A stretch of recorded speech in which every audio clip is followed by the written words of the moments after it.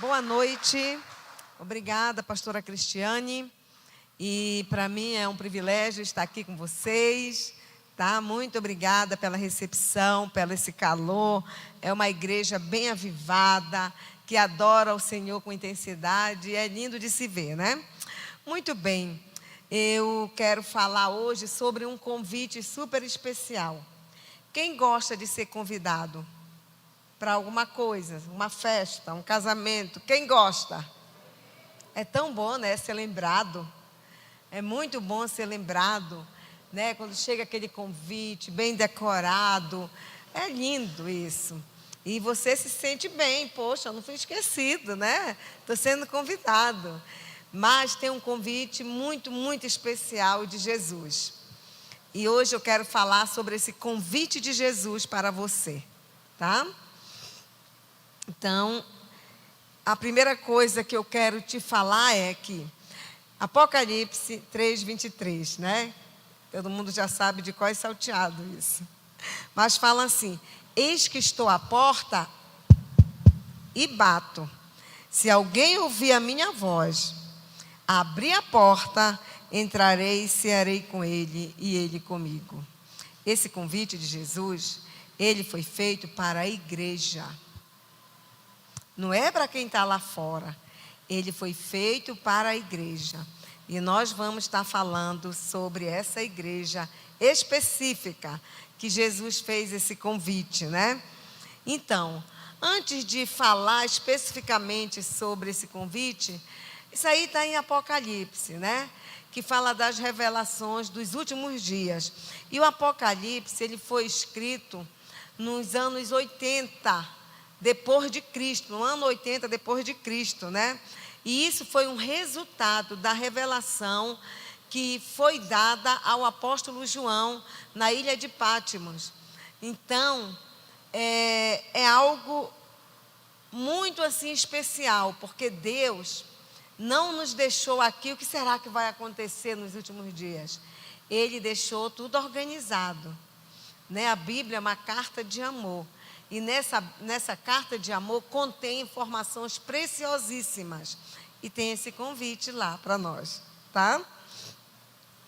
Nessa época que o apóstolo João estava ali, exilado na ilha, foi um tempo de uma tremenda perseguição na igreja. A igreja estava sendo perseguida, né? Por parte do Império Romano. E na época era o imperador Domiciano. Esse era conhecido como o segundo Nero. Era um homem bem perverso. Então ele estava perseguindo, né, aqueles que se levantavam para pregar o evangelho. E aí foi quando houve perseguição sobre a vida do apóstolo João. Foi quando ele foi exilado, tá? E o apóstolo João foi um homem muito conhecido entre todas as igrejas da Ásia Menor, né, que são as igrejas do Apocalipse. Mas ele foi banido para a ilha de Patmos por causa de sua fé, né? O imperador pensou que estava fazendo mal para João quando exilou João. É porque Deus precisava de um tempo do João para fazer a revelação do Apocalipse, para mostrar para o João tudo o que ia acontecer e ele escrever para deixar para a igreja do Senhor Jesus, né? Então, sempre tudo coopera para o nosso bem. Sempre tudo coopera para o nosso bem. Agora, esse convite ele foi feito para a igreja da cidade de Laodiceia. Sabe que é a igreja que foi repreendida por Jesus. E em Laodiceia, a cidade de Laodiceia, ela foi fundada por volta do ano 250 a.C. E o nome dela é em homenagem à esposa do fundador, que o nome dela era Laodice. Então, Laodiceia ele colocou, né? Em homenagem à sua esposa. E agora Laodiceia era uma cidade rica, tinha centros bancários. Naquela época, gente, né, era uma cidade que era localizada no Vale de Lico, onde se produzia uma lã negra brilhante que era usada na fabricação de mantos e tapetes negros. pelos quais a cidade era conhecida. Também Laodiceia foi o lar da primeira escola de medicina da época. E ela manufaturava colírio. Colírio, né? Então, era muito rica, né? E agora eu quero ler essa porção de Apocalipse, capítulo 3, do versículo 13 ao 20, para a gente se situar, tá? Ao anjo da igreja de Laodiceia escreve: estas coisas diz o Amém, a testemunha fiel e verdadeira, o princípio da criação de Deus. Conheça tuas obras, que nem és frio e nem quente. Quem dera fosse frio ou quente. Assim, porque és morno, e nem és quente nem é frio, estou a ponto de te vomitar-te da minha boca. Pois dize: estou rico e abastado, e não preciso de coisa alguma. E nem sabes tu que és infeliz, sim, miserável, pobre, cego e nu. Aconselho-te que de mim compres ouro refinado pelo fogo para te enriqueceres, vestiduras brancas para te vestires, a fim de que ninguém veja, a fim de que não seja manifesta a vergonha da tua nudez, e colírio para ungir os teus olhos, a fim de que vejas. Eu repreendo e disciplino eu repreendo e disciplino a quanto amo. Sê, pois, zeloso e arrepende-te. Eis que estou à porta e bato. E se alguém ouvir a minha voz e abrir a porta, entrarei em sua casa e cearei com ele e ele comigo. Pai, em nome de Jesus, te peço a presença do Espírito Santo aqui, trazendo entendimento e revelação dessa palavra para cada um aqui, inclusive para a minha vida, Deus. Que a reverência possa tomar conta desse lugar, em nome de Jesus. As igrejas que mais crescem no mundo são as igrejas que têm um temor reverente. O que é o temor reverente? É no momento da palavra, prestar atenção, não conversar com o outro, não estar no celular jogando, nem vendo o Instagram, né? As igrejas que têm crescido hoje são as igrejas que têm esse temor reverente na hora do louvor. Estão ali louvando ao Senhor, adorando a presença dEle. Eu vejo isso aqui. Parabéns, viu? Muito bem. Aqui, Jesus está repreendendo essa igreja. Por quê? Como eu falei para você lá em Laodiceia, eles não tinham água própria, assim, um lugar de água própria. Vinha do vale e vinha do monte, aonde trazia água quente e aonde trazia água fria. Mas quando chegava nela, a água era morna, nem fria e nem quente. Vocês percebem como Jesus sempre usava aquilo que ele via para falar? Ele fazia as comparações dele, né? As parábolas dele sempre era de algo que ele estava vendo. Muito bem, então, essa cidade aqui, ela foi repreendida por Jesus. O primeiro ponto que eu quero te dizer, por que ela foi repreendida? Ela tinha uma imagem distorcida de si mesma. Ela tinha uma imagem distorcida de si mesma. Ela se achava a tal, porque olhava para a riqueza. Tem escola de medicina, tem um grande laboratório que produz colírio, eles têm ouro, né? Então, eles se bastavam. Uma igreja que Jesus faz o convite. Ei, é como se Jesus estivesse ali, ó. Ei, eu estou aqui na porta, eu estou batendo. Se você abrir, eu entro e nós vamos cear juntos. Nós vamos comungar, né, um com o outro. Sabe, queridos, deixa eu falar algo para vocês. Infelizmente, muitos cristãos podem fazer coisas sem Jesus. Muitas igrejas podem fazer grandes coisas sem Jesus. Vocês acreditam nisso? Porque leva pela emoção. Mas emoção não gera caráter. Quem gera caráter é o Espírito Santo, né? Através de ensinos poderosos e profundos. Essa igreja se bastava. Ela tinha uma imagem distorcida de si mesmo. Por quê? Sabia que essa igreja aqui, naquela época também, ela não queria ficar mal aos olhos do governador da cidade. Não queria, porque tinha perseguição. Então, para a gente ficar bem, a gente também não é fanático, né? Para a gente ficar bem, vamos estar agradando aqui. Então, tinha todos os ministérios lá, eu imagino. Mas só Jesus não era o centro. Porque ele teve que falar, eu estou à porta, eu estou batendo. Se alguém abrir, se você abrir, eu vou entrar. Né? Então, gente, essa igreja tinha uma imagem distorcida de si mesmo. Você diz, estou rico, adquiri riquezas e não preciso de nada. Não reconhece, porém, que é miserável, digno de compaixão, pobre, cego e que está nu? Essa era a igreja.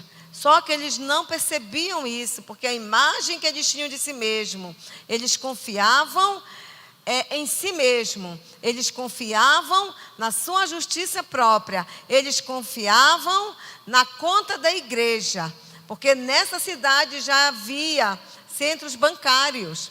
Eles confiavam naquilo que eles tinham. Eles eram ricos, abastardos, né? Mas não sabiam como eles realmente eram.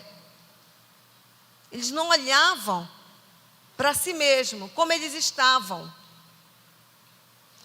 Mas Jesus fala sobre isso. Ele diz, né? Que você diz, estou rico, adquiri riquezas e não preciso de nada. Não reconhece, porém, que é miserável, digno de compaixão, pobre, cego e nu? Eu vou te falar uma coisa. A autoconfiança dominava o coração daqueles nossos irmãos. A autoconfiança, confiando em si mesmo. Com certeza, eram eloquentes, né? Com certeza, tinha excelente louvor, uma banda maravilhosa com todos os instrumentos da época. O templo deveria ser lindíssimo. E por que a gente tem que deixar Jesus entrar, então? A autoconfiança gerou uma doença naquela igreja. Ela gerou uma doença no coração daquela igreja. Né? O dinheiro que eles tinham, a grande produção, o conhecimento, a tornaram orgulhosa de si mesmo. Todo mundo está correndo esse risco. Né? A Bíblia diz, aquele que está em pé, cuide-se para que não caia. Não deixe o orgulho entrar no teu coração. Tá? Quanto mais você souber, mais humilde você tem que ser. Nunca deixar isso dominar teu coração, achar que você é alguma coisa. Né? Então,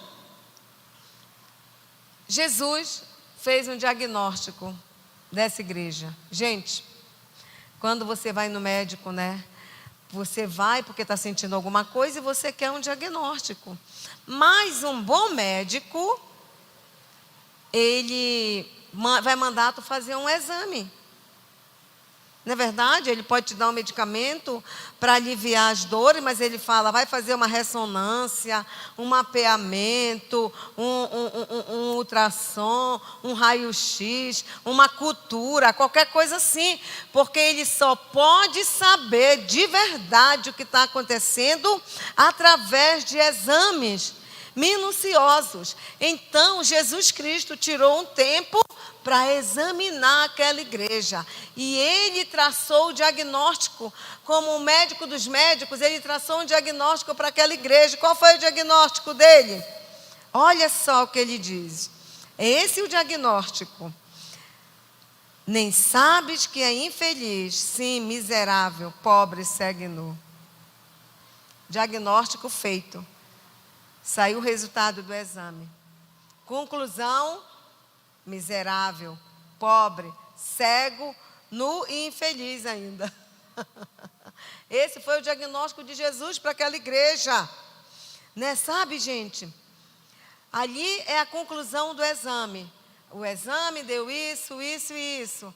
Doutor, qual é o diagnóstico então? Que eu estou lendo o exame, está dando isso, isso, isso. Aí Jesus fala: diagnóstico, meu amigo, é mornidão espiritual, falta de fervor espiritual, né? Ele não é completo de todo o coração. Não é uma pessoa completa. Falta algo na pessoa. Então ele falou: o diagnóstico dessa igreja é uma mornidão espiritual. É uma falta de fervor espiritual. Existia um rei, o nome dele é Amazias.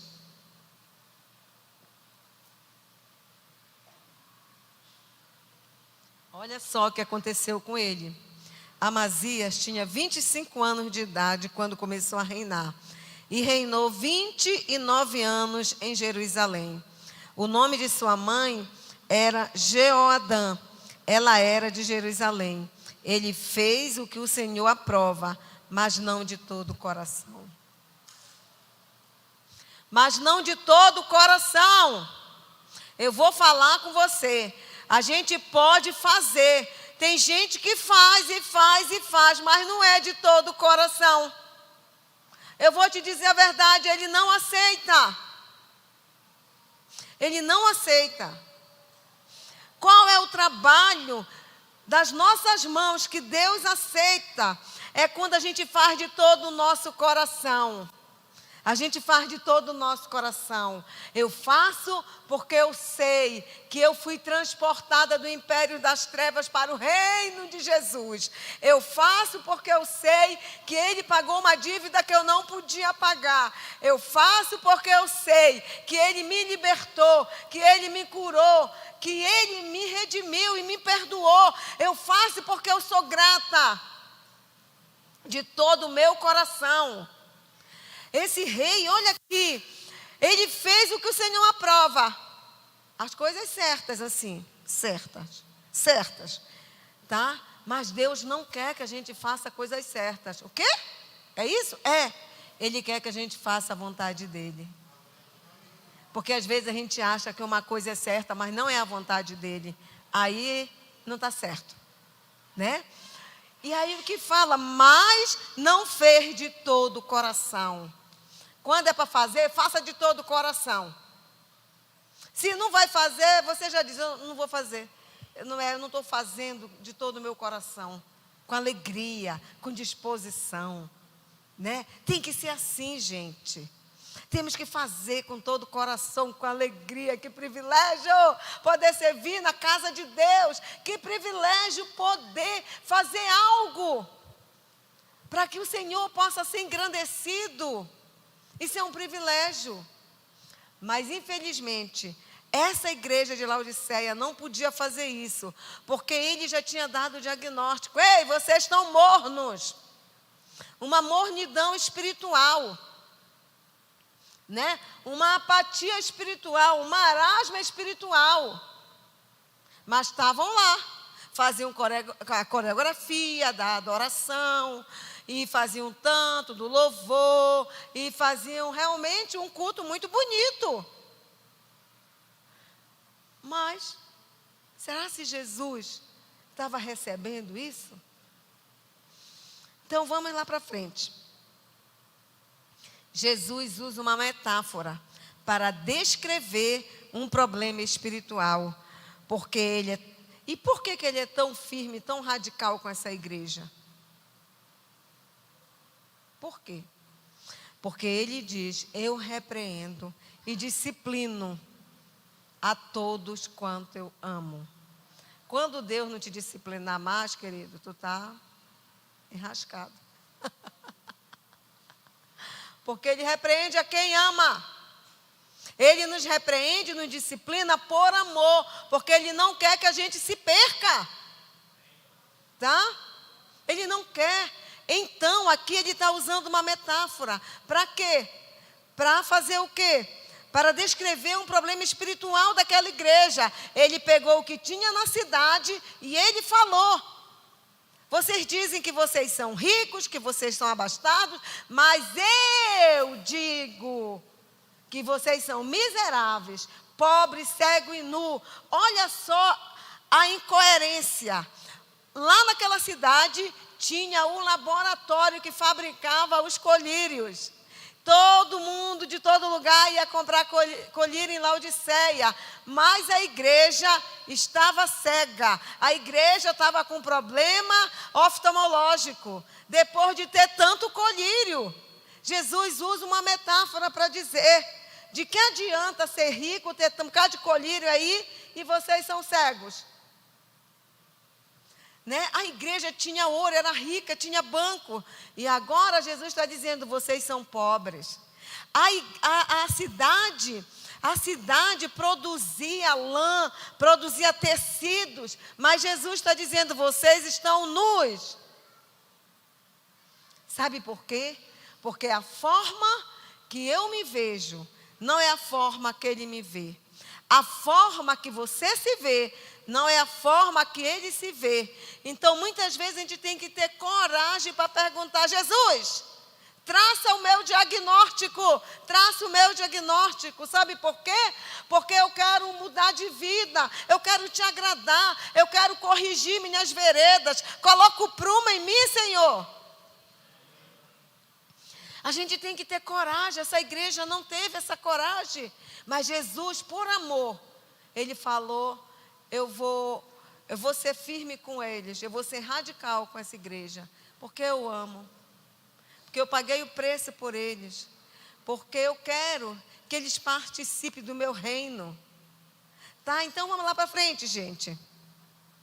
Uma das coisas que eu quero te pedir: para de ter pecados escondidos. Tá? Para de ter pecado de estimação. Para de ter tanta justiça própria. Para de se conformar com esse mundo, né? Para de se conformar com esse mundo. Para de se achar que é o tal. Tem justiça própria demais. Não, porque eu acho. Quem é você para dizer: não, eu não concordo. Eu acho, a minha opinião é essa sobre a Bíblia. Meu Pai do céu está dizendo: Espírito Santo, o Senhor errou. Né? É tanta justiça própria. Nós não podemos ser assim. Temos que ser mais maleáveis, mais flexíveis, mais ensináveis. Né? Para quê? Para que a gente possa receber um diagnóstico bom de Deus. Né? Para de se vitimizar, sempre culpando o outro. Ah, é outro? É esse? É minha mãe, que em 1900 antigamente me chamou disso. É a minha esposa, é o meu marido, é não sei o quê, é meu líder, é meu discipulador, babapá, tanta coisa. Entenderam? Para de culpar. Perdoa, perdoe. Né? Tenha esse senso. O perdão, ele traz cura para o nosso coração. É para pessoas sábias o perdão. Para inteligente. Vai estar curado? Você quer ficar doente ou está curado? Quer ser curado, né? Ter paz de espírito. Então perdoa, é simples. Muito bem. Olha só. Jesus oferece uma solução para reverter esse declínio espiritual. Primeiro ele vem, ele olha e faz o mapeamento da igreja. Depois ele fala o diagnóstico.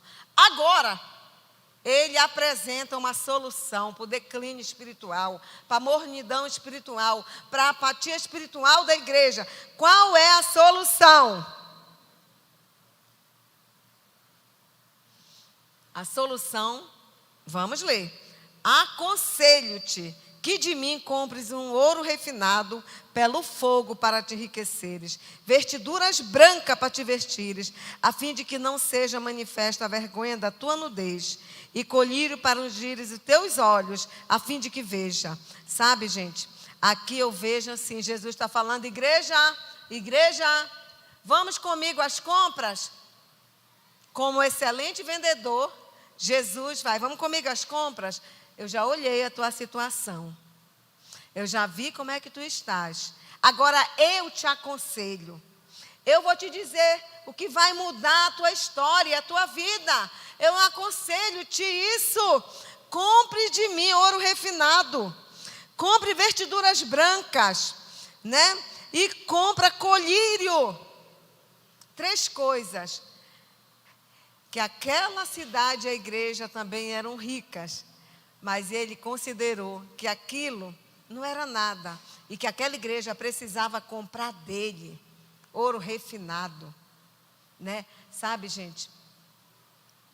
Eu já vi quando eles tiram o ouro lá da terra, do barro, e eles vão limpar.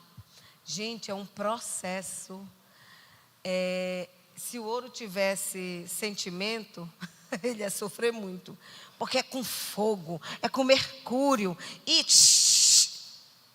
entendeu? Para quê? Para se revelar um pedaço de ouro. E não é tão brilhoso aquele pedaço de ouro que sai. As pepitas de ouro não são tão brilhosas. Mas dali se produz joias maravilhosas que brilham. Né? Então é assim, Jesus está dizendo, eu aconselho que de mim tu compre esse ouro. Tá? Esse ouro vai mudar a tua vida. Vai fazer tu brilhar. Vai ter um processo. Mas eu aconselho que tu compre de mim isso. Né? Como um bom vendedor, ele nos chama a compra.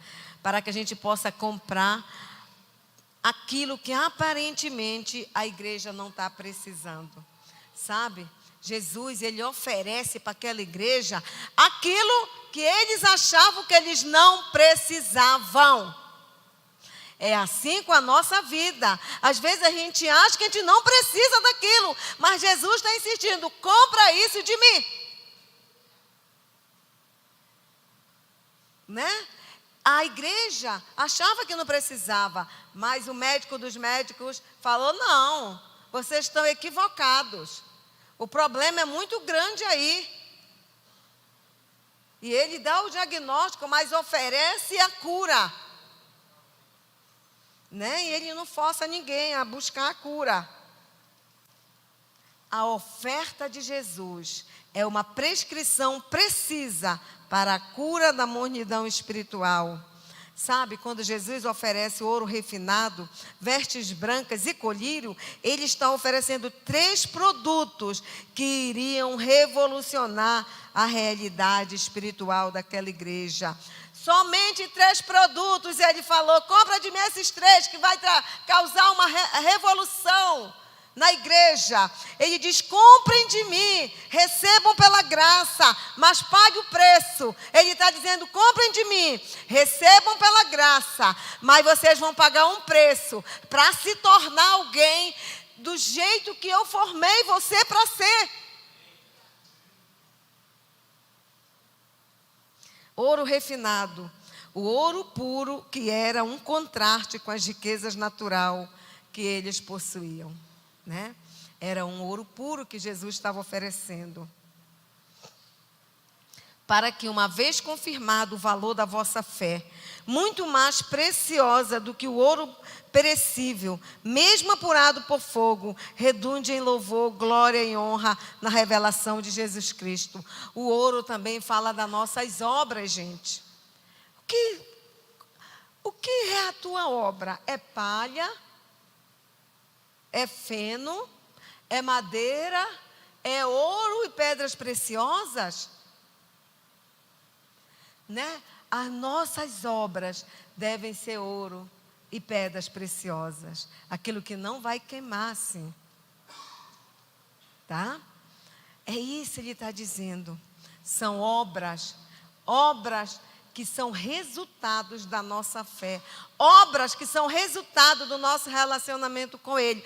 Obras que são resultados do nosso amor para com Ele.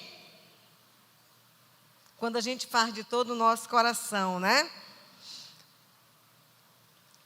Outra coisa importante, invista na sua fé. Como assim investir na minha fé? Uma vez Jesus estava conversando lá com os seus discípulos e um deles falou: Senhor, nós não temos fé.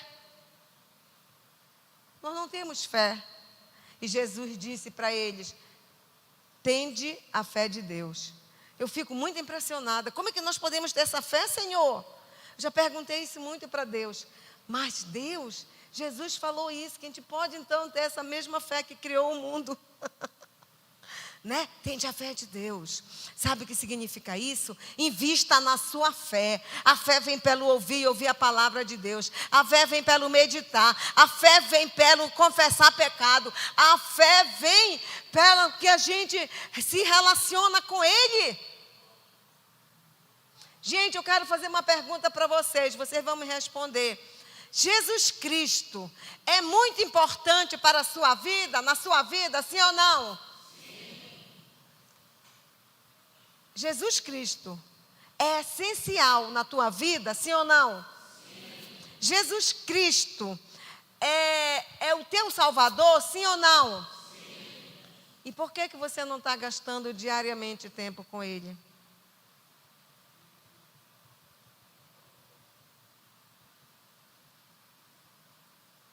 Por que você fica às vezes uma semana sem orar?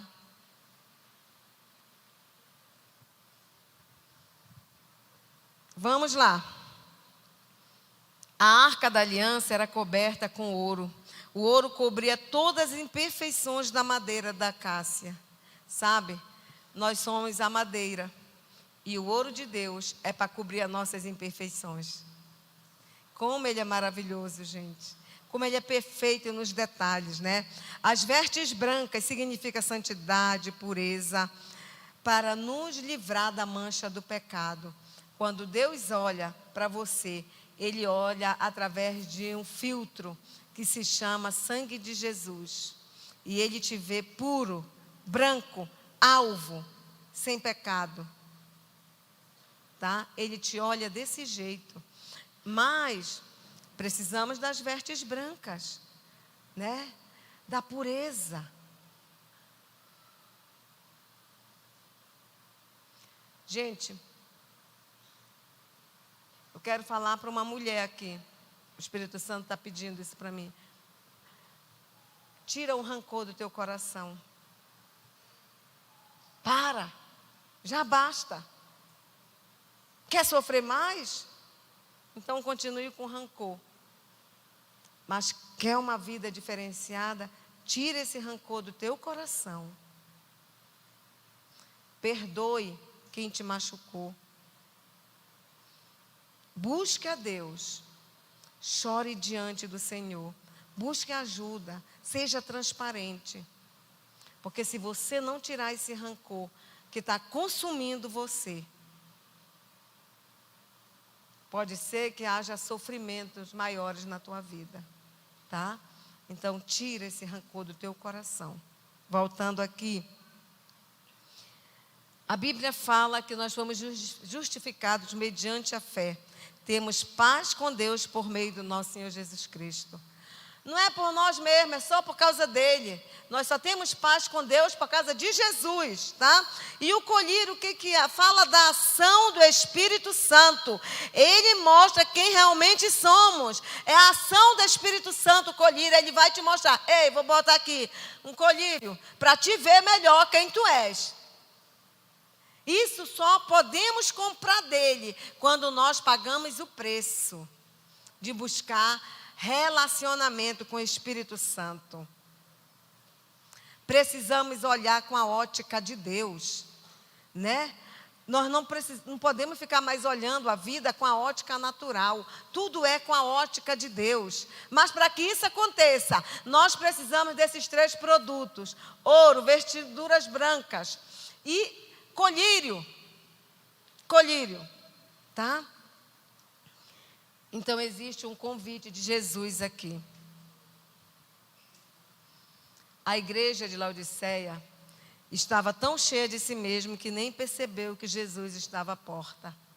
Agora, gente, eu tenho uma boa notícia para vocês. Eu não me lembro quantos anos agora, eu não sei se é 200 anos depois. Me lembro.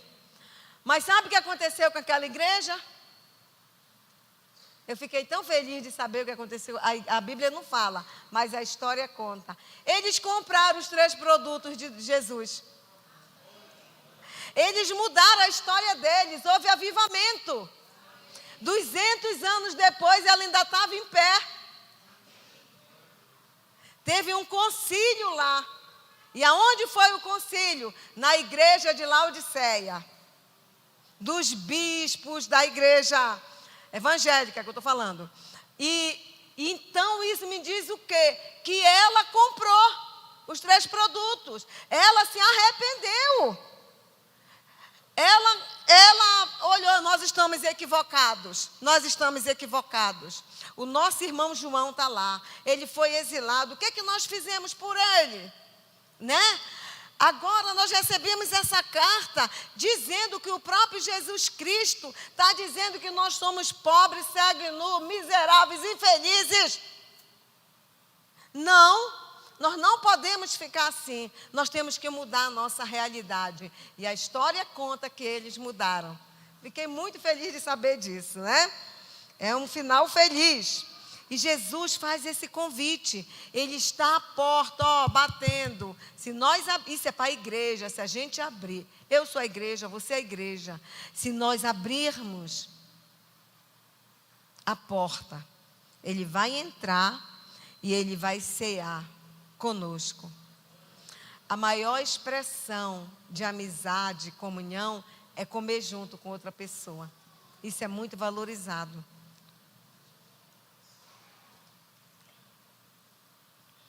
Ao abrirmos a porta, o Senhor pode colocar em ordem o nosso mundo interior.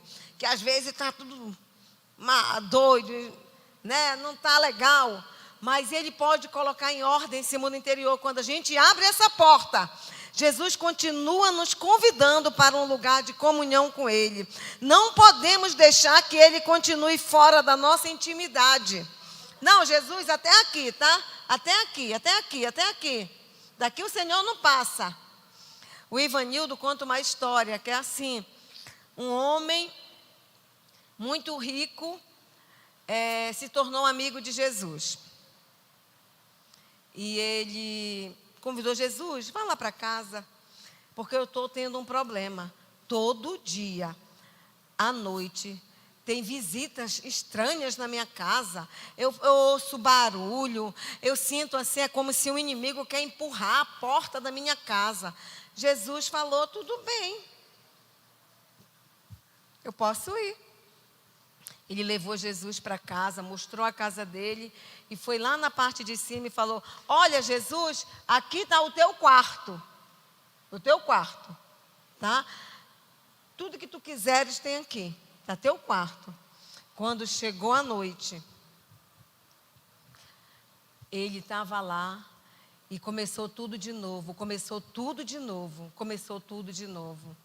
E ele tentou brigar com esse inimigo que queria entrar na casa dele. E ele fez tudo, cansou e dormiu. No outro dia ele foi falar com Jesus. Jesus, eu te convidei para entrar na minha casa. Eu passei de novo a noite toda lutando, o Senhor não fez nada. E Jesus falou para ele, você me disse que o meu quarto era aquele. Você não me deu autoridade sobre toda a tua casa, só naquele quartinho. Então tem muita gente que recebe Jesus assim, mas não deixa Jesus tocar na sua intimidade. Quer os benefícios que Ele pode trazer, Mas não deixe ele tocar na intimidade, naquilo que está escondido, sabe? Jesus, ele não quer só um quartinho na tua casa. Ele quer ter o controle da casa toda. Porque ele é um controlador? Não. Porque ele nos ama, ele nos vê e conhece, porque eles que nos criaram. Tá? E ele sabe como nós funcionamos, nós somos criação deles. Então, o Criador sabe melhor do que a gente, como a gente funciona. Por isso que nós temos que dar a chave toda para Jesus da nossa casa, que ele possa entrar na nossa intimidade. Não adianta negar coisas que nós fizemos, não adianta, ele sabe. A gente pode negar, não fiz. Mas se você fez, ele está vendo. Né? Então, eu quero te dizer, hoje, deixa o Espírito Santo a te ajudar, ter o coração dos discípulos de Emaús. Sabe o que me encanta? Eles falam, quando Jesus desaparece lá na mesa, que está lá, na mesa da comunhão, com eles, Jesus desaparece, eles falam, né, um para o outro assim. É impressionante, né? Quando ele falava, o nosso coração aquecia. Quando foi a última vez que o teu coração se aqueceu? Se aqueceu por Jesus? Quando foi que tu sentiu saudade daquela presença maravilhosa, daquele toque dele? Qual foi a última vez? E espontaneamente que você se ajoelhou na tua casa e orou e clamou. Qual foi a última vez que tu se levantaste de madrugada para orar, para clamar a Deus, para pedir socorro, para dizer, Deus, coloca o colírio nos meus olhos para que eu possa ver como tu vês, Senhor. Me ajuda a ver se há em mim algum caminho mau. Hoje, o Senhor, Ele quer. Hoje, o Senhor, Ele está fazendo esse convite, tá? Agora, existe uma promessa. Nesse próprio capítulo existe uma promessa. Olha a promessa que Ele deu ao vencedor: dar-lhe-ei sentar-se comigo no meu trono, assim como também eu venci e me sentei com o Pai no seu trono. Ele termina dizendo: quem tem ouvidos, ouça o que o Espírito diz às igrejas. Quem tem ouvido, ouça o que o Espírito está dizendo à igreja. Nós não podemos ter mornidão espiritual, apatia espiritual. Aqui não é uma religião, aqui é um lugar de relacionamento com Deus. Aqui não é lugar de religiosidade, aqui é lugar de espiritualidade, para ser mais parecido com o Senhor. Né?